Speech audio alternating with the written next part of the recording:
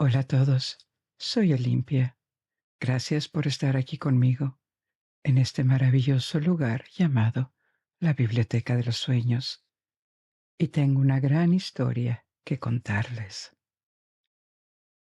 Vamos al espacio esta noche con otro crucero espacial hacia los límites exteriores del sistema solar. Esta noche exploraremos Plutón, el planeta enano, sus satélites y el cinturón más amplio de cuerpos al que pertenece, llamado el cinturón de Kuiper. Y más allá, una esfera misteriosa, un enjambre de objetos distantes alrededor del sistema solar, llamado la nube de Oort.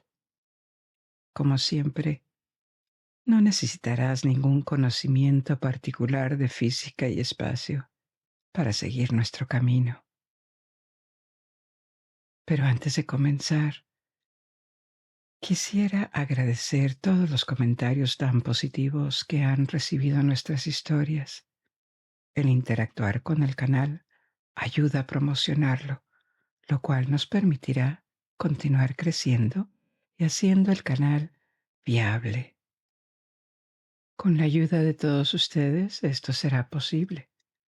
Les recuerdo que nuestras historias pueden escucharse en muchas plataformas, como YouTube, Spotify, Apple Podcasts, eBooks, Podimo y muchas más. También hemos leído sus comentarios pidiéndonos episodios más frecuentes. Por ahora no nos es posible hacerlos más seguidos porque también producimos un canal en inglés donde cuento estas historias. Tal vez algunos de ustedes quisieran escucharlas y así tendrán historias más frecuentes, aunque serían en inglés. El canal se llama Lights Out Library y también está en todas las plataformas que antes mencionamos. Encontrarán la liga hacia ese canal en la descripción del episodio. Mil gracias. Pero antes de empezar, permítete olvidar de cualquier preocupación. Si quieres, puedes cerrar los ojos y sumergirte en la historia. Y si te quedas dormido, la historia te estará esperando. Ahora adopta una posición cómoda. Quizá muévete un poco para acomodarte. Respira hondo y profundamente. Y cuando exhales despacio, siente cómo se relajan tus hombros. Suelta la tensión en el cuello. Deja que tu rostro se suavice y tu mandíbula se relaje. Asegúrate de que tus dedos no estén contraídos y que tus piernas también estén relajadas, y deja que el sonido de mi voz te guíe en este camino. Y ahora es hora de explorar. El despegue se acerca. Un detalle bien conocido sobre nuestro destino, Plutón, es que perdió su estatus de planeta hace 20 años. En 2006, cuando la Unión Astronómica Internacional redefinió qué constituye un planeta. Esta Unión Astronómica Internacional es un organismo independiente que existe para promover la astronomía en la investigación y la educación. Sus definiciones y políticas son relevantes porque participan todos los países del mundo con capacidad de investigación en astronomía y programas espaciales. Estados Unidos y el 70% de los países de América del Norte y del Sur, Europa, Rusia, China, Japón e India. Así que las normas que producen la Unión Astronómica Internacional son importantes y suelen ser aceptadas por astrónomos y astrofísicos como convenciones que facilitan la investigación y la cooperación. En 2006, la Unión redefinió los planetas y Plutón fue expulsado de la lista de planetas del Sistema Solar porque ya no cumplía los criterios. ¿Cuáles son estos criterios? Hay tres. Un planeta debe orbitar directamente alrededor del Sol. Es decir, un satélite de otro planeta no puede ser un planeta independientemente de su tamaño, porque no tiene su propia órbita alrededor del Sol. Como veremos en nuestro crucero espacial, Plutón orbita alrededor del Sol, así que califica como planeta, según este primer criterio. Criterio número 2. Debe ser esférico o casi. Esta segunda condición descalifica los objetos demasiado pequeños, porque la forma de esfera que adoptan los cuerpos en el espacio depende de su masa. Cuando son lo suficientemente masivos, la materia de la que están hechos adopta naturalmente esta forma debido a la fuerza de gravedad. La materia se distribuye alrededor de un núcleo planetario, generalmente muy denso y caliente, debido a la presión de toda la materia que la rodea. Esta transformación en esfera requiere una masa mínima y de nuevo Plutón supera esta prueba con éxito. Es lo bastante grande como para formar una esfera. Donde falla es en el criterio número 3. El cuerpo debió de haber despejado su órbita de escombros, es decir, debe haber atraído y sido absorbido por colisiones o convertido en satélites todos los demás objetos significativos que pueblan la misma órbita. Esto no ocurre con Plutón ni con otro cuerpo como Ceres en el cinturón de asteroides del Sistema Solar. Esta región del Sistema Solar entre Marte y Júpiter tiene una mayor densidad de objetos pequeños. Ceres es la más grande de ellas. Es esférica. Tiene su propia órbita alrededor del Sol, pero forma parte de un cinturón de asteroides que no ha superado. Así que también es un planeta enano o un gran asteroide, no un planeta por derecho propio, según esa definición. Y por eso Plutón perdió su estatus planetario hace 20 años, lo cual importaba, porque la Unión Astronómica establece las reglas en ese campo. Pero este es solo un problema de definiciones. En el caso de Plutón, esta redefinición de lo que era un planeta no fue aleatoria. Reflejaba un conocimiento creciente de lo que había más allá del octavo y ahora último planeta del sistema, más allá de Neptuno. Otro inmenso cinturón de cuerpos llamado el cinturón de Kuiper, del que Plutón forma parte, junto con otros cuerpos que veremos. Ahora dejamos la Tierra atrás y nos dirigimos a Plutón. Esta noche viajaremos a más velocidad que la luz, porque Plutón está lejos de nosotros. La distancia entre Plutón y el Sol es de promedio 3.700 millones de millas, 5.900 millones de kilómetros. Digo en promedio porque la órbita de Plutón es particularmente elíptica. Tiene forma ovalada. En su punto más cercano, Plutón está a menos de 5.900 millones de kilómetros del Sol, y en su punto más lejano, a 7.400 millones de kilómetros, un 50% más. Quizás sea más revelador expresar estas distancias a la velocidad de la luz. La luz solar tarda 8 minutos en llegar a la Tierra, pero para Plutón tarda en promedio 5 horas y media.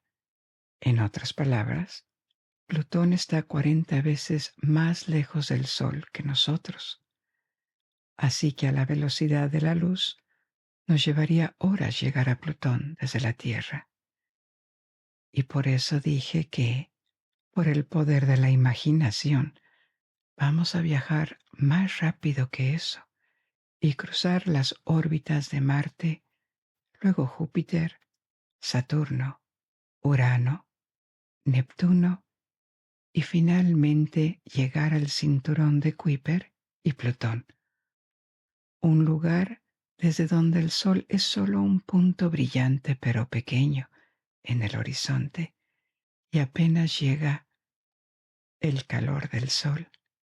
Pero si Plutón es pequeño, en realidad más pequeño que la Luna, y tan lejos de nosotros, ¿cómo se descubrió? Es invisible a simple vista, como Neptuno, que está más cerca y es mucho más grande. Así que obviamente Plutón no va a ser visible en absoluto sin potentes telescopios. La historia del descubrimiento de Plutón comenzó a principios del siglo XX, impulsada por una búsqueda de un cuerpo misterioso, un misterioso planeta X que se creía afectaba las órbitas de Neptuno y Urano. A finales del siglo XIX, los astrónomos habían observado pequeñas discrepancias en las órbitas de estos dos planetas, y a partir de ahí surgió la hipótesis de otro planeta, un planeta que causaría estas discrepancias debido a su gravedad. Una persona que se dedicó especialmente a esta búsqueda fue un astrónomo estadounidense, Percival Lowell, que tuvo la riqueza suficiente para crear su propio observatorio en Arizona. A partir de ahí, a partir de 1905, empezó a escanear el cielo en busca de este hipotético planeta X. Su intuición, basada en cálculos erróneos, era que este planeta sería bastante grande, de 6 a 7 veces la masa de la Tierra, y que estaría situado más allá de Neptuno. Esta segunda suposición resultó ser correcta, pero a pesar de todos sus esfuerzos, el misterioso planeta X que buscaba no apareció, y Lowell murió en 1916 sin encontrarlo. Pero la búsqueda continuó en el observatorio Lowell, y 13 años después, en 1929, un joven astrónomo llamado Clyde Tombaugh observó que un punto tenue se había movido notablemente entre dos placas fotográficas tomadas con 6 días de diferencia, lo que indicaba que no podía ser una estrella lejana, sino que debía estar mucho más cerca de nosotros. Observaciones posteriores de este pequeño punto confirmaron que orbitaba alrededor del Sol. Se había detectado Plutón y en 1930 se anunció su descubrimiento. Se había descubierto un noveno planeta del sistema solar. Lo que desconcertó a los astrónomos, sin embargo, fue que Plutón era mucho más pequeño de lo que debería para explicar las discrepancias observadas en las órbitas de Neptuno y Urano. De hecho, hubo un error desde ahí. Desde el principio, la hipótesis de un planeta X, basada en discrepancias en las órbitas de Neptuno y Urano, se basó en sí misma en un error. Las mediciones de la masa de Neptuno eran inexactas, por lo que las discrepancias observadas se debían solo en pequeña parte a la fuerza de gravedad de Plutón. El resto fue un error.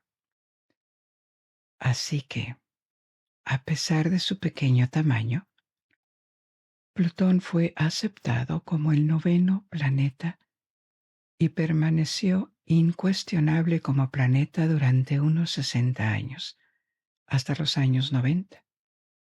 Porque en los años 90 esta región del cinturón de Kuiper, una región mayoritariamente de cuerpos helados más allá de Neptuno, comenzó a descubrirse gracias a telescopios mejorados. Parecía que Plutón no era realmente un planeta que se movía solo en el espacio en su órbita, sino más bien el objeto más grande o uno de los más grandes entre muchos que formaron este nuevo y lejano cinturón de asteroides llamado el cinturón de Kuiper. A partir de ahí, se empezó a cuestionar el estatus de Plutón como planeta, lo que terminó con su reclasificación en el año 2006. Pero ahora estamos cruzando la órbita de Neptuno, el octavo planeta, que está a algo más de 4 horas luz del Sol. ¿Recuerdas que Plutón está en promedio a 5.5 horas luz? Así que hemos viajado un 80% y ahora podemos empezar a desacelerar al entrar en el cinturón de Kuiper, el mundo del que forma parte Plutón. Vamos a echar un vistazo. ¿Qué es exactamente el cinturón de Kuiper y por qué existe? Como dije antes, el cinturón está formado por pequeños cuerpos, incluidos planetas enanos. Plutón es el más famoso, pero también vamos a echar un vistazo a otros. También hay cometas y cuerpos helados más pequeños. Ahora no imagines algo lleno, porque realmente no lo está. El cinturón se despliega en un espacio gigantesco, una especie de espacio toroidal que comienza después de Neptuno y se extiende casi la misma distancia que separa al Sol de Neptuno, unas 3 horas luz adicionales. Así que es un espacio muy vasto y en él hay millones de cuerpos, en su mayoría pequeños, pero su masa total es por lo mucho el 10% de la masa de la Tierra, una décima parte de nuestro planeta, quizás menos, repartida en una extensión tan gigantesca.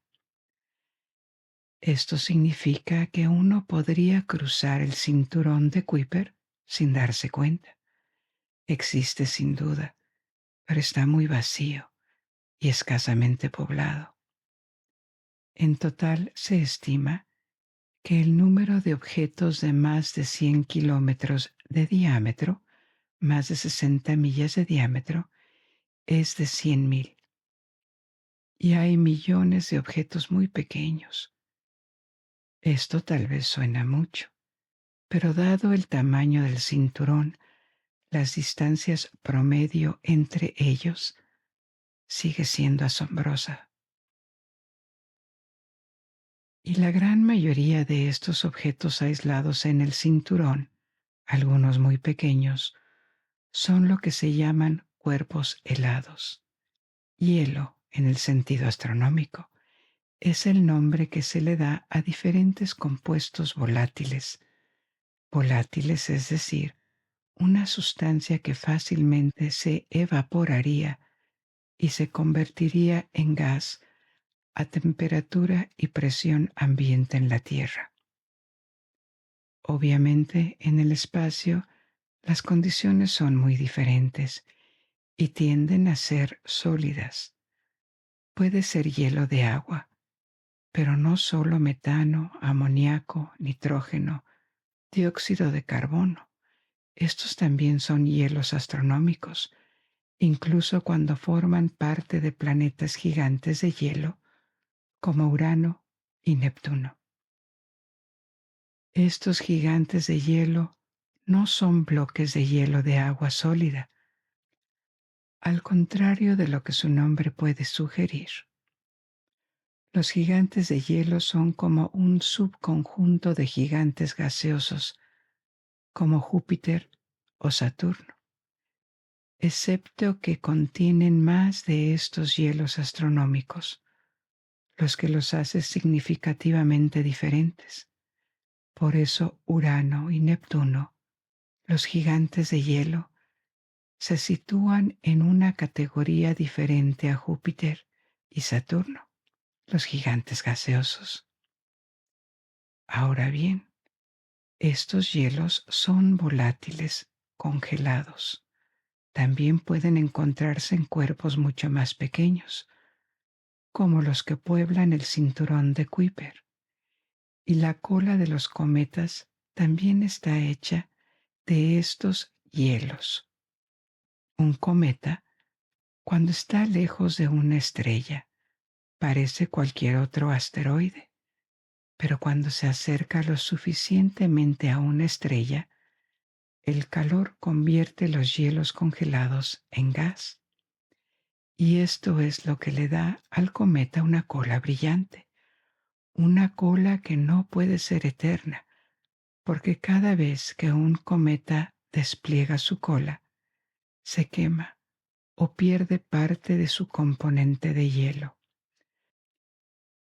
Así que es posible que lleve millones de años y millones de órbitas, pero todos los cometas acaban agotando sus hielos y perdiendo sus colas.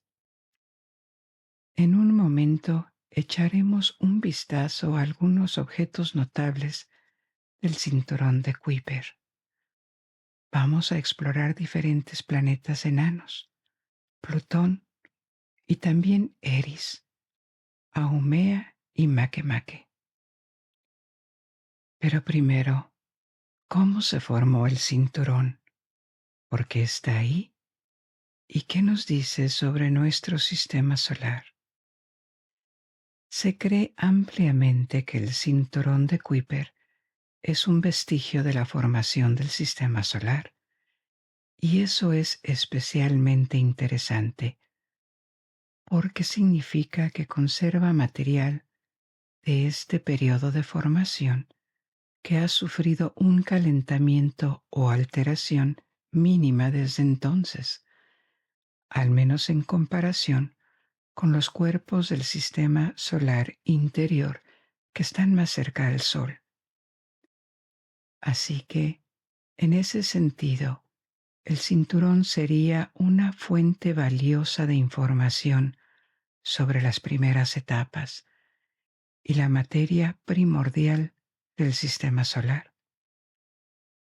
Ahora bien, existe un consenso científico sobre la antigüedad del sistema solar, unos 4.600 millones de años, y los principios principales de su formación, es decir, a partir de un disco de gas y polvo, una nebulosa solar de la que se formaron el Sol y los planetas. Pero este consenso termina cuando se trata de cómo se formó el cinturón de Kuiper. ¿Cómo apareció? Hay diferentes teorías.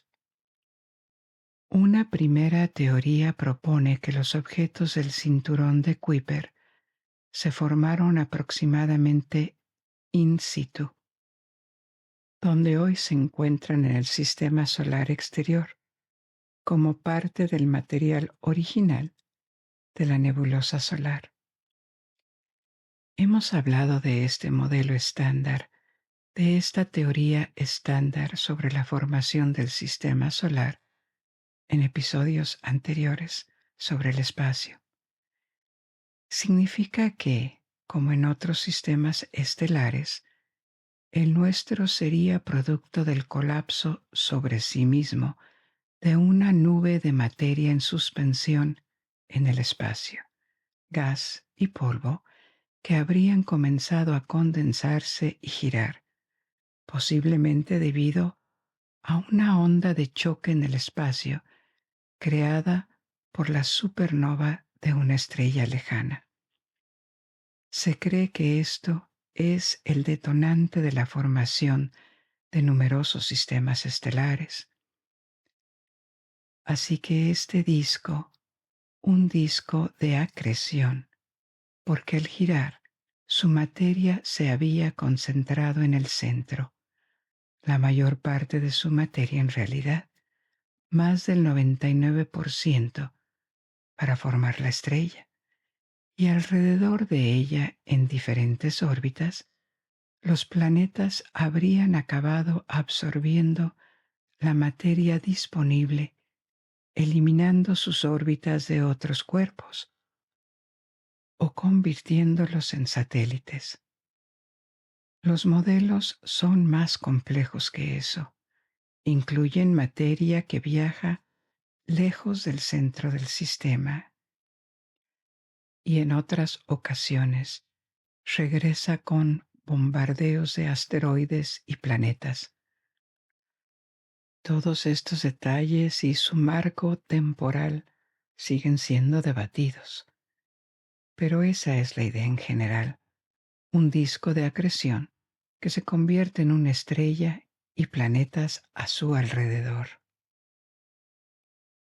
Así que, según esta primera teoría, la parte de la nebulosa solar que se extendía más allá de Neptuno básicamente permanecía donde estaba.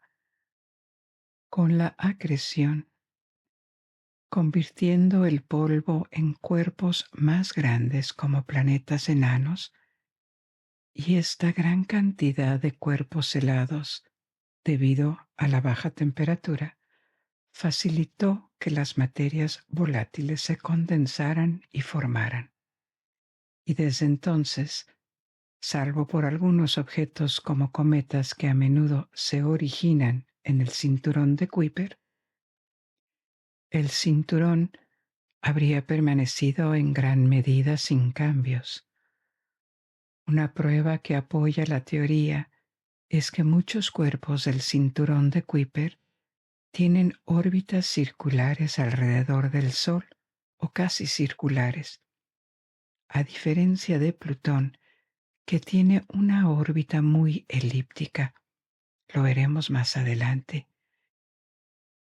Y esto sugiere que estas órbitas circulares que se formaron en donde están hoy y que no están significativamente perturbadas, porque las órbitas elípticas tienden a aparecer tras perturbaciones, cuando un objeto es expulsado de una órbita anterior o choca con algo o es capturado cuando ya tiene alta velocidad.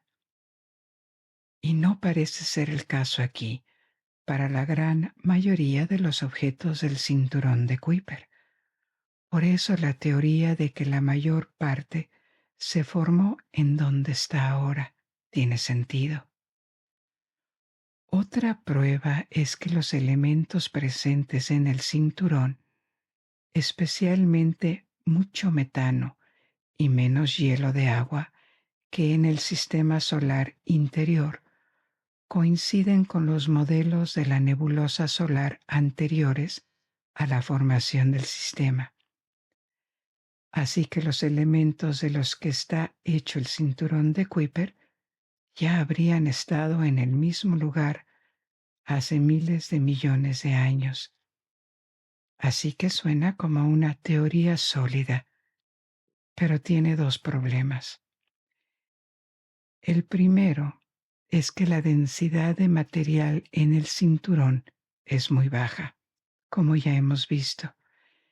De hecho, tan baja que resulta difícil, si no imposible, explicar cómo se habrían formado planetas enanos como Plutón ahí.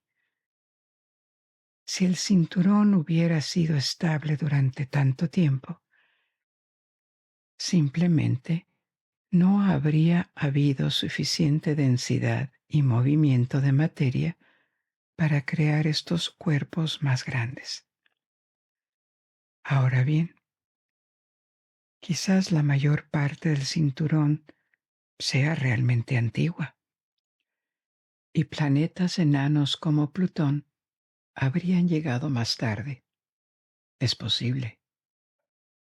Pero otro problema con la teoría de que el cinturón se formó en donde está, en las afueras de la nebulosa solar, es que el cinturón termina abruptamente, tras una distancia equivalente aproximadamente a la distancia Sol-Neptuno. El cinturón desaparece. Su densidad ya era baja, como vimos, pero cae casi a cero. Ahora, esto es un problema porque, lógicamente, si el cinturón nació solo de un poco de acreción en la periferia de la nebulosa solar, su densidad debería disminuir progresivamente a medida que uno se aleja del Sol, no terminar abruptamente con un borde claro. Esto de nuevo no refuta completamente la primera teoría, pero sugiere al menos influencias externas que esta primera teoría no tiene en cuenta. Así que esta primera teoría no es del todo satisfactoria, pero existen otras posibles explicaciones para la formación del cinturón. La segunda es que todos los planetas del sistema solar y los cuerpos del cinturón de Kuiper se formaron más cerca del Sol en un rango de 10 a 20 unidades astronómicas.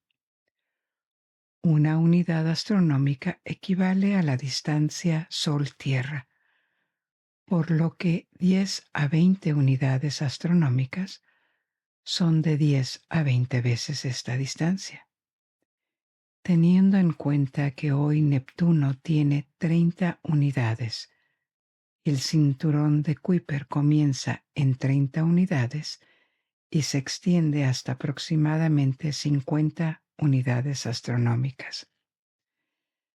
Así que en este otro modelo de la formación del sistema solar, llamado modelo de dispersión dinámica, los 4 planetas gigantes del sistema solar, Júpiter, Saturno, Urano y Neptuno, habrían aparecido en órbitas más cercanas de las que están ahora. Y las interacciones gravitacionales posteriores descritas por este modelo habrían hecho que migraran hacia afuera. Neptuno, en particular, habría migrado de 20 a 30 unidades astronómicas su posición actual. Y a medida que Neptuno migró, habría dispersado muchos planetesimales y pequeños cuerpos hacia afuera, creando así el cinturón de Kuiper. Esto suena como una gran influencia para Neptuno, pero recuerda que la masa total del cinturón no es tan grande, como mucho una décima parte de la masa terrestre. Esto no es mucho comparado con Neptuno solo. Este modelo de dispersión dinámica tiene la gran ventaja de explicar también la resonancia de objetos como Plutón con Neptuno, es decir, que sus órbitas parecen estar sincronizadas. Por ejemplo, cada vez que Neptuno completa 3 órbitas alrededor del Sol, Plutón completa 2. Esta relación de 3 a 2 está sincronizada y otros cuerpos del cinturón de Kuiper presentan el mismo tipo de resonancia con Neptuno. Así pues, este modelo describe una creación del cinturón de Kuiper mucho más accidentada y caótica. Y eso es una ventaja, porque explica algunas de las dinámicas observadas en el cinturón, como las órbitas muy elípticas o estas resonancias orbitales con Neptuno, que la primera teoría no logra descubrir. También explicaría por qué otros planetas como Júpiter tienen lo que se llama asteroides troyanos, es decir, asteroides en la misma órbita que permanecen siempre a la misma distancia del planeta después o antes de él en la órbita. Este modelo explica la aparición de este fenómeno, ya que los planetas habrían migrado lejos de sus órbitas originales. Así que esa también es una teoría seductora, pero cuando se trata del cinturón de Kuiper, no explica estos cuerpos helados con órbitas circulares que parecen haber aparecido donde están ahora y han estado intactos durante tanto tiempo. También deja preguntas sin respuesta sobre cuándo tuvo lugar esta migración planetaria y qué la causó.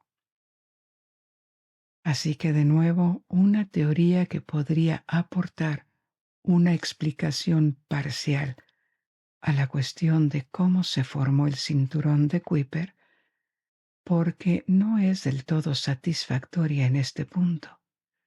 Y algunos de los puntos que faltan podrían estar en otras teorías que no se centran tanto en la formación inicial del cinturón, sino en las posibles perturbaciones externas que le habrían dado sus características actuales.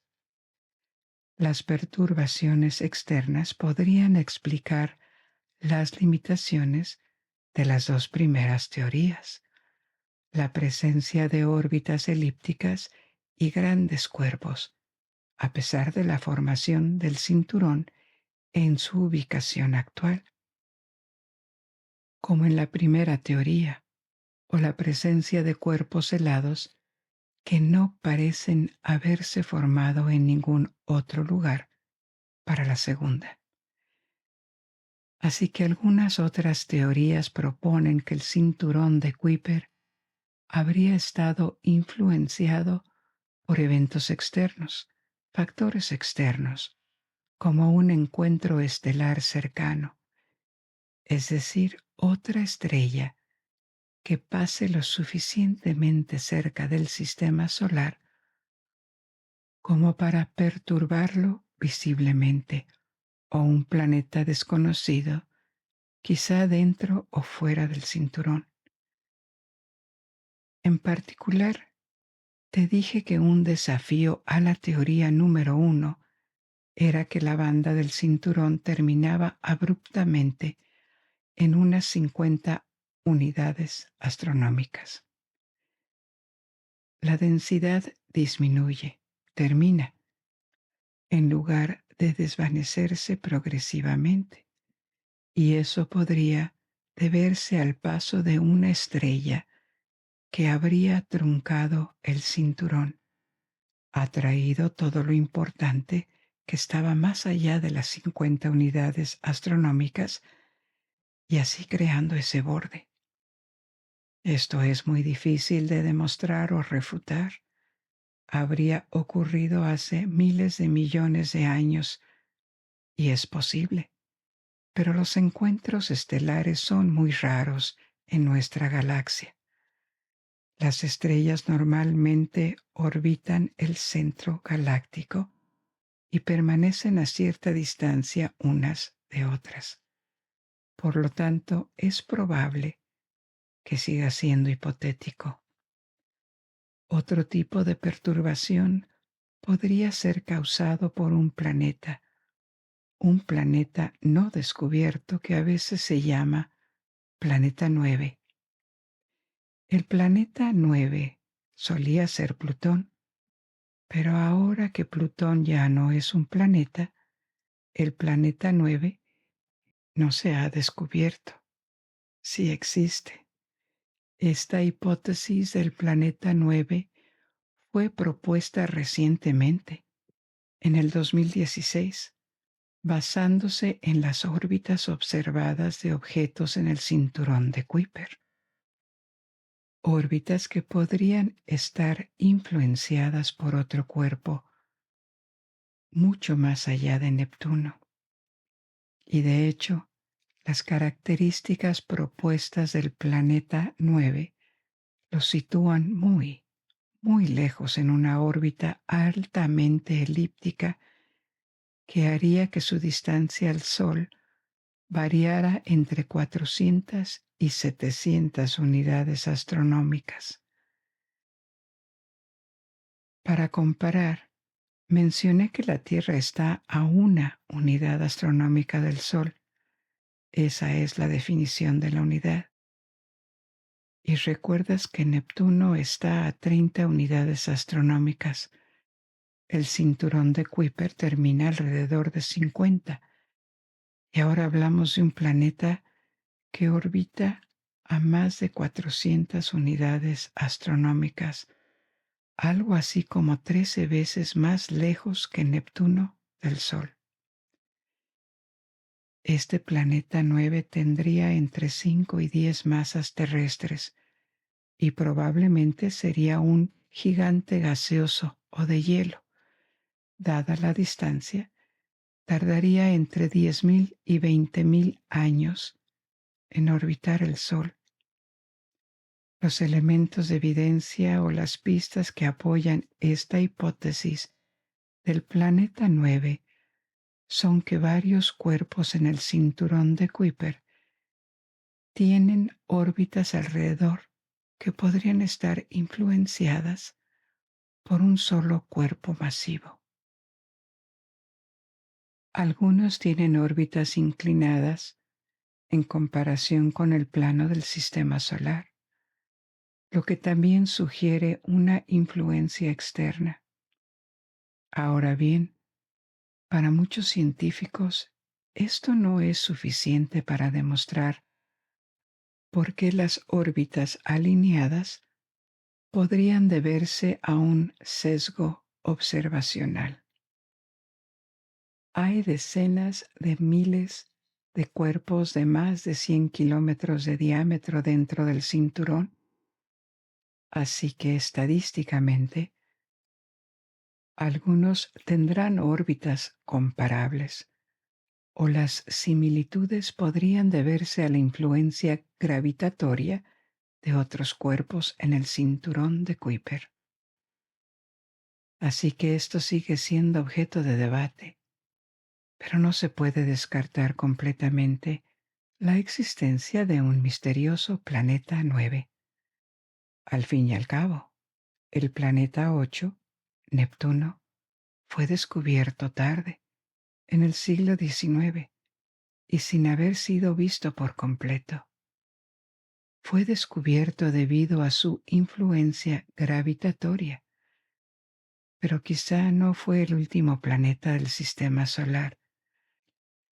Si existe otro planeta tan lejos que aún no hemos podido verlo. Ahora, por fin acerquémonos a Plutón y veamos qué tenemos. Te mencioné que era más pequeño que la Luna. En realidad, tiene aproximadamente 2/3 del diámetro de la Luna. La duración de un año plutoniano el tiempo para completar una revolución alrededor del Sol es de 248 de nuestros años. La superficie fue cartografiada en el 2015 por una sonda, New Horizons, que reveló la diversidad geográfica que posee: llanuras heladas, montañas, cráteres y una superficie que muestra evidencia de actividad geológica, posiblemente vulcanismo o flujos de hielo. Debido a que la superficie no parece tan antigua, los cráteres de impacto de miles de millones de años han desaparecido, lo que significa que el material de la superficie debe haberse renovado de alguna manera. Esta es una forma de estimar la actividad geológica de los planetas y satélites en el sistema solar. La composición del planeta incluye una mezcla de hielos, rocas y compuestos orgánicos. Se cree que el interior consiste en un núcleo rocoso, una mezcla de metal y roca, de silicatos, que representaría aproximadamente 2/3 de su masa. Alrededor del núcleo habría un manto de hielo, principalmente hielos de agua, posiblemente con una parte líquida bajo la superficie, un océano de agua líquida o una mezcla de agua y amoníaco que podría permanecer líquida porque se colocaría entre el núcleo caliente y la corteza muy fría del planeta, probablemente de varios kilómetros de espesor de hielo duro. La superficie es realmente muy fría y, dada la distancia al Sol y la ausencia de una atmósfera significativa, la temperatura alrededor de Plutón es bastante estable. De media, la temperatura ronda los -380 °F o 229 centígrados. Esto es solo 40 grados por encima del cero absoluto. El Sol está tan lejos que no importa mucho si está cerca de los polos o del ecuador, pero la atmósfera en realidad cambia un poco dependiendo de dónde esté Plutón en su órbita elíptica. Cuando está en un punto más lejos, la temperatura baja a -193 grados centígrados y no habría ninguna atmósfera significativa cuando ocurre. Pero cuando está un poco más cerca del Sol, el ligero aumento de temperatura a -182 centígrados hace que algunos de los hielos en la superficie sublimen, es decir, se convierten en gas y forman una atmósfera temporal que se pierde rápidamente porque la pequeña masa de Plutón no la retiene. Así que tan pronto como la temperatura vuelve a bajar, estos volátiles se pierden o vuelven a un estado sólido, caen en la superficie y Plutón pierde de nuevo su atmósfera delgada. Este ciclo se repetirá con cada revolución de 248 años. Mencioné que podría haber un océano subterráneo, bajo la gruesa capa de hielo. Como muchos cuerpos del sistema solar, comenzando por el cinturón de asteroides e incluyendo diferentes satélites, se cree que podría tener un océano tan oscuro como un fondo relativamente caliente. El calor del núcleo en un planeta o planeta enano así proviene de dos cosas. hay calor residual que quedó atrapado ahí desde su formación, porque la formación ocurrió con colisiones. Y también hay desintegración radiactiva. Sabemos que este es un factor que contribuye al calor dentro de nuestro planeta. Como probablemente también sepas, se especula que en algunos cuerpos del sistema solar, estos océanos subterráneos podrían albergar formas de vida, quizás vida más básica, pero vida posible gracias a un medio líquido, calor energético del núcleo caliente y químicos disueltos en el agua. No tenemos señales en este momento de que este potencial de vida haya llevado a la aparición real de formas de vida y otros cuerpos como Europa, por ejemplo, un satélite de Júpiter, se consideran más propensos a albergarlo, pero no es del todo imposible que en las profundidades del océano subterráneo de Plutón, si existe, la química de la vida puede estar en juego. Ahora, lo que es más fácil de investigar es la superficie. En la superficie tenemos diferentes tipos de hielo. Hay hielo de nitrógeno, hielo de metano, que se encuentra en la superficie, hielo de agua, que se cree que es el material de las montañas de Plutón, y en cantidades menores, hielo de monóxido de carbono. Ahora hay partes, regiones de la superficie donde Plutón parece rojiza. Y este color rojo proviene de compuestos llamados tolinas. A menudo se encuentran en cuerpos fríos, con un alto componente de hielo, como Tritón, una luna de Neptuno. Las tolinas son grandes compuestos orgánicos complejos que aparecen cuando moléculas que contienen metano, amoníaco o nitrógeno son irradiadas, especialmente por luz ultravioleta o rayos cósmicos, como los que emite el Sol. Las tolinas no son un tipo preciso de molécula y no necesitamos entrar en detalles químicos de ellos, pero estos compuestos tienen un tono marrón rojizo que podría ser que parezca roca desde lejos, aunque no lo es.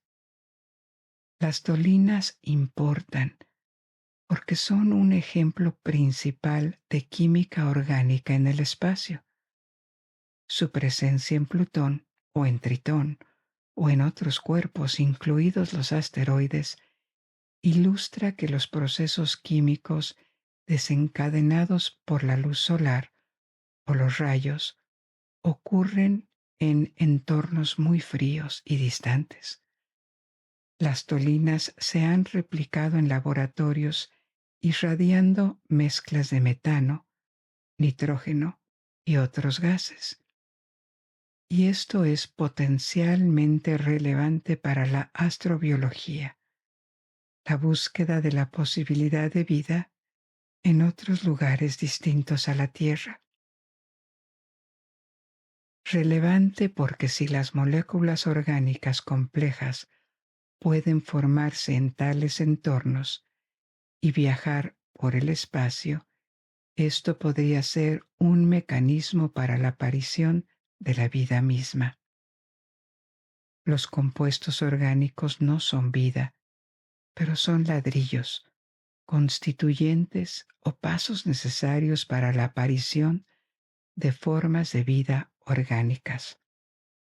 Tolinas viajando por el espacio, llegando a planetas como el nuestro. Esto podría ser un mecanismo que ayudó a que la vida emergiera de moléculas más simples. En cualquier caso, las dolinas son lo que dan a las regiones de Plutón su color rojizo. Pero no todo es hielo y dolinas en la superficie. También hay polvo mezclado con otros elementos, formando una capa de material llamada regolito. Regolito, del griego, significa literalmente manta de roca.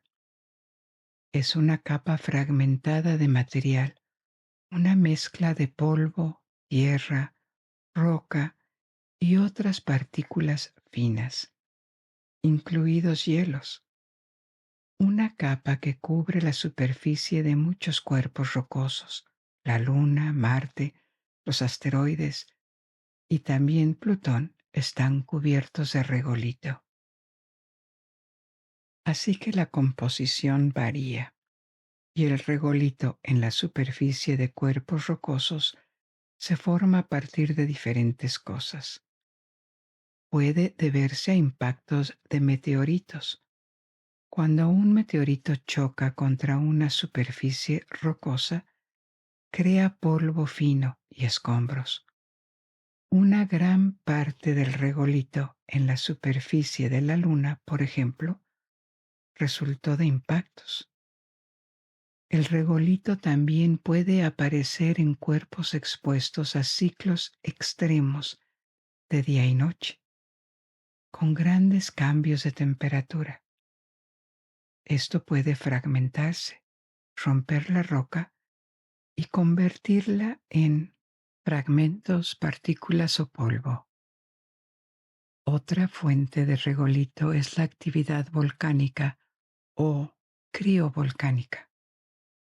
Volcanes criovolcánicos, es decir, volcanes enfriados que no expulsan lava, sino hielos. El criovulcanismo en Plutón probablemente contribuyó al depósito de regolito helado en la superficie. Y finalmente, como este polvo y fragmentos están en cuerpos sin atmósfera o con una muy fina expuesta al viento solar y a los rayos cósmicos, se modifican químicamente con el tiempo, como ocurre con las dolinas que mencioné antes. Y estas son las razones por las que Marte, la Luna, otros satélites del Sistema Solar o Plutón acaban cubiertos por este material que puede variar desde polvo hasta fragmentos similares a grava, dependiendo del cuerpo y su historia. Uno de los muchos elementos descubiertos gracias a la misión New Horizons es que el regolito en Plutón es dinámico. No es solo una capa que se ha acumulado con el tiempo, como en la Luna, sino que cambia constantemente debido a la sublimación, la transformación en gas de sus componentes helados y volátiles cuando Plutón se acerca al Sol, como vimos antes, o debido al criovulcanismo. Así que, aunque Plutón está sumergido en la oscuridad, muy lejos de otros planetas, y es poco probable que albergue vida debido a su frío extremo, no está completamente inactivo. Cosas suceden constantemente en la superficie. Plutón puede ser mucho más pequeño que la Tierra y más pequeño que la Luna, pero tiene más satélites naturales. Se conocen 5, y solo el más grande, Caronte, fue descubierto por telescopios terrestres. Los otros 4 han sido detectados por el telescopio Hubble desde el 2005. Caronte es proporcionalmente grande, tiene la mitad del diámetro de Plutón y el 12% de su masa, lo que es suficiente para que su centro común de masa esté fuera de Plutón. Así que técnicamente, Caronte es un satélite de Plutón porque es más pequeño, pero ambos cuerpos orbitan alrededor de su centro de masa, su centro común de masa, y a veces se consideran juntos como un sistema binario, como un planeta doble o un planeta enano doble en este caso. Caronte fue descubierto en 1978 y está acoplado por marea a Plutón, lo que significa que las mismas caras de Plutón y Caronte siempre se miran una a la otra, al igual que sucede con la Tierra y la Luna. La composición de Caronte sería en general similar a la de Plutón, pero probablemente sin un océano subterráneo. Los otros satélites son más pequeños y no lo suficientemente masivos como para convertirse en esferas por equilibrio hidrostático. Este mecanismo del que te hablé antes, al principio, el mecanismo que hace que cuerpos más grandes adopten una forma esférica. Así que los otros 4 satélites son irregulares y son invisibles desde la Tierra. Fueron descubiertos después del 2005 por equipos que trabajaron con el telescopio Hubble. Estigia, Nix, Cerbero e Hydra. Se cree que su composición también está dominada por hielo y agua. Vimos que la órbita de Plutón era elíptica, pero también inclinada, lo que significa que no está alineada con el plano del sistema solar. Y esto plantea otra pregunta. Cuando observas las representaciones del sistema solar, todos los planetas están ubicados en un plano bidimensional, como un espacio plano que hace que el sistema solar parezca un disco en lugar de una esfera. Y el mismo tipo de plano de disposición parece ser cierto para otros sistemas observados o incluso para galaxias. Todos estos sistemas parecen discos. Son mucho más anchos que más gruesos. Sin embargo, esta disposición planar no es perfecta. Los planetas suelen tener órbitas que se desvían ligeramente del plano. El plano, también llamado eclíptica en el sistema solar, y a veces se desvían más. Los cometas suelen desviarse bastante, y también Plutón, que se desvía unos 17 grados. ¿Pero por qué es así? ¿Por qué los sistemas estelares y las galaxias se organizan en planos, en lugar de ser como esferas, por ejemplo? Tiene que ver con las leyes de la física en una parte y su proceso de formación por otra parte. En física existe el concepto de momento angular, que podríamos definir como una tendencia de un objeto a resistir el cambio en su movimiento rotacional. Una vez que un objeto ha empezado a girar, resiste un cambio en la rotación. Y una característica del momento angular es que es una cantidad conservada. Mientras ninguna intervención externa lo detenga, permanece constante. Esto suena un poco teórico, así que veamos un ejemplo concreto. Echemos un vistazo a nuestro planeta. La Tierra tiene al mismo tiempo un momento angular orbital, debido a su movimiento alrededor del Sol y al momento angular de giro. Gira sobre su eje. La Tierra hace ambas cosas sin una intervención externa que la haga orbitar alrededor del Sol o girar. Lo hace porque adquirió este momento angular orbital y de giro hace miles de millones de años, y como nada la ha detenido desde entonces, No hay fricción con el aire en el espacio. Sucede en el vacío. Así que continúa. La conservación del momento angular también significa que si por alguna razón la Tierra se encoge repentinamente, también empezaría a girar más rápido. Como cuando un patinador artístico encoge los brazos durante un giro, lo que hace que de repente acelere su rotación, no porque esté haciendo más esfuerzo, sino por la conservación del momento angular. Esto ocurre automáticamente, porque la disminución de su diámetro y este giro, al encoger sus brazos. En términos físicos, la disminución de su momento de inercia debe compensarse con una velocidad y una velocidad angular más alta, de modo que en conjunto su momento angular, el producto de ambos, permanece igual.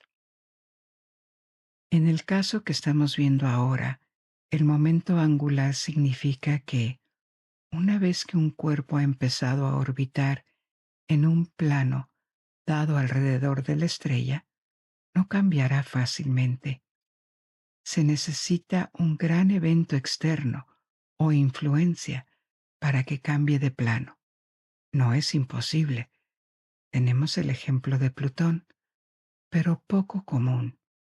Un objeto masivo como un planeta grande probablemente no se desvíe mucho de su plano orbital original. Este plano proviene del proceso inicial de formación del sistema estelar. Como vimos al principio, un nuevo sistema comienza como un disco, porque cuando una gran cantidad de materia colapsa sobre sí misma en un rincón del universo, cuando empieza a girar, adopta naturalmente la forma de disco. La rotación se expande hacia afuera y lo aplana debido a la fuerza centrífuga. Ahora bien, no todos los sistemas estelares tienen planos paralelos. No hay arriba ni abajo en el espacio. Su plano dependerá de las circunstancias de su formación, pero la observación de otros sistemas estelares indica que el mismo fenómeno se repite, y las galaxias también tienden a tener esta forma de disco, grande y plana, porque también giran alrededor del centro galáctico, un enorme agujero negro que mantiene unida la galaxia en su fuerza gravitatoria. Y por eso, planetas, lunas, asteroides en el sistema solar, todos los cuerpos que se formaron en él a partir de materia del disco protoplanetario, este disco primordial de acreción, heredaron su orientación plana. Tras millones o miles de millones de revoluciones alrededor del Sol, los planetas siguen en este plano hoy en día con desviaciones muy leves que cuando existen fueron causados por su historia, bombardeos por asteroides, colisiones y posiblemente la influencia de cuerpos externos, pero normalmente no se desvían mucho. Planetas masivos como Júpiter y Saturno en realidad guían cuerpos más pequeños mediante su influencia gravitatoria. Obligan a estos cuerpos más pequeños a permanecer en el plano de la eclíptica, reduciendo cualquier intento de desviarse de él. Con el tiempo, otro fenómeno que refuerza la disposición planar es que las órbitas en un plano son energéticamente favorables. Un cuerpo que orbita lejos de la eclíptica experimenta mayores perturbaciones gravitatorias de otros cuerpos, de otros planetas del sistema. Así que se necesita más energía para mantener este camino fuera del plano principal.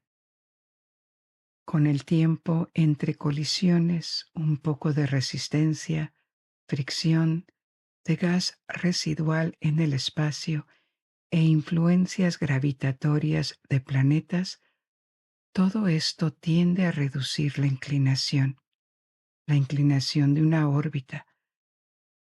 Hace que el cuerpo se alinee más con el plano del sistema. Así que estas son las limitaciones y principios físicos. Pero hay cuerpos como Plutón con una inclinación significativa en su órbita, lo que significa que viajan sucesivamente por el espacio, por encima y por debajo del plano de la eclíptica. Como mencioné, es una inclinación de 17 grados para Plutón respecto al plano del sistema solar. Esta inclinación debe deberse a influencias externas, y Plutón no está solo, en ese caso, en el cinturón del Kuiper. Los cometas que se originan en él también suelen tener estas órbitas muy inclinadas. En el caso de Plutón, esto probablemente sea consecuencia de colisiones pasadas o perturbaciones externas importantes, probablemente debidas a Neptuno. Las interacciones entre ambos podrían haber inclinado la órbita. Neptuno es sospechoso, pero no el único. Volvemos a la hipótesis que mencioné antes sobre la formación y características del cinturón de Kuiper. También podría ser un encuentro estelar pasado, o por qué no, este esquivo planeta 9 que lo causó. Plutón no es el único planeta enano en el cinturón. Hay algunos otros que se descubrieron en los años 2000. Por ejemplo, Haumea, llamada así por la diosa hawaiana del parto. Haumea gira muy rápido sobre su eje, lo que le da una forma ligeramente oblata. Su superficie está dominada por hielo de agua, más bien hielo puro. A juzgar por su alta reflexión de la luz solar, su alto albedo, como se le llama.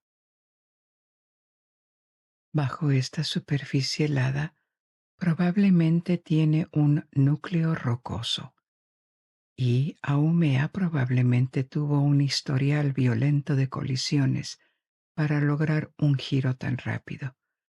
Su rotación, su día, dura menos de 4 horas. Es la rotación más rápida conocida de cualquier gran cuerpo del sistema solar. Otro planeta enano es Makemake, nombrado así por el dios de la creación de los Rapa Nui, la gente de la isla de Pascua. Makemake también es esférico, es más pequeño que Plutón y orbita más lejos. Se tarda 310 años en completar una revolución, mientras que para Plutón se tarda 248 años. En cuanto a composición, Makemake es un análogo cercano a Plutón. Otro cuerpo importante es Eris, llamado así por la diosa griega de la discordia. Eris es ligeramente más pequeño que Plutón, pero más masivo, y de media órbita más lejos, necesitando 558 años para completar su órbita. Su órbita está aún más inclinada, incluso más inclinada que la de Plutón, a 44 grados de inclinación respecto a la elíptica, contra 17 grados para Plutón. Ninguno de estos cuerpos es realmente grande comparando con los planetas y satélites principales del sistema solar, y podría enumerar más, aunque su composición e historia exacta siguen siendo inciertas. Pero todos son parte del cinturón de Kuiper y nos recuerdan que el sistema solar no termina con los planetas. Hay otro mundo más allá de Neptuno. Pero ¿qué hay más allá del propio cinturón de Kuiper? ¿Ya es el vacío del espacio interestelar o hay algo más? Quizá haya algo más, algo llamado la nube de Oort. Recibe su nombre de un astrónomo neerlandés, Jan Oort, quien lo propuso como el lugar de nacimiento de cometas de largo periodo en el sistema solar. Se cree que los cometas de periodo corto, los que regresan con más frecuencia, se originaron en el cinturón de Kuiper, pero los de periodo más largo, como el cometa Hale-Bopp, que tarda más de 200 años en orbitar, tendrían que venir de más lejos, de esta nube hipotética de objetos. Se habría formado al principio de la formación del sistema solar, hace 4.600 millones de años, cuando el gas y el polvo sobrantes del disco protoplanetario habrían sido lanzados hacia afuera por los gigantes gaseosos Júpiter y Saturno, y posiblemente por otras influencias como estrellas u otros planetas no descubiertos, como el planeta 9. Debido a la extrema distancia del Sol y a la multiplicidad de influencias, incluyendo cuerpos que no estaban en el plano de la eclíptica del sistema solar, esta materia no se habría extendido en un disco como el cinturón de Kuiper, sino que habría adoptado órbitas caóticas, formando una nube como una esfera gigante, una burbuja que envolvía el sistema solar a gran distancia. Aquí de nuevo, los órdenes de magnitud son asombrosos. Lo mencioné antes, la Tierra está a una unidad astronómica del Sol. Neptuno está a 30 unidades astronómicas. El cinturón de Kuiper se extiende entre 30 y 50 a 60 unidades astronómicas. La nube de Oort, esta burbuja esférica alrededor del sistema solar, tendría entre 2.000 y 100.000 unidades astronómicas. Las distancias son de otro orden de magnitud. Esto es hasta 1 año y medio luz de distancia, casi a mitad de camino de la estrella más cercana, Próxima Centauri. Así que la nube podría ser gigantesca, pero nada densa. Los billones de cuerpos pequeños y medianos que pertenecerían a la nube tendrían una masa combinada de solo 5 a 10 veces la de la Tierra, dispersa en una extensión tan vasta, realmente no es gran cosa, y la nube sería muy tenue. Hablo de ella en condicional, porque tampoco está demostrada. Está tan lejos y sus objetos son tan tenues que nunca la hemos visto, por lo que no podemos estar seguros de que exista. Su existencia es una hipótesis creada o inferida a partir de la existencia de ciertos cometas y sus trayectorias, combinada con los modelos de formación del sistema solar, que indican que su existencia es posible. No necesariamente probable, pero posible. Ninguna nave espacial, ni siquiera New Horizons, que visitó Plutón, ha llegado tan lejos, y así por el momento Esta frontera lejana y helada permanece llena de secretos sobre el presente y el pasado de nuestro sistema solar.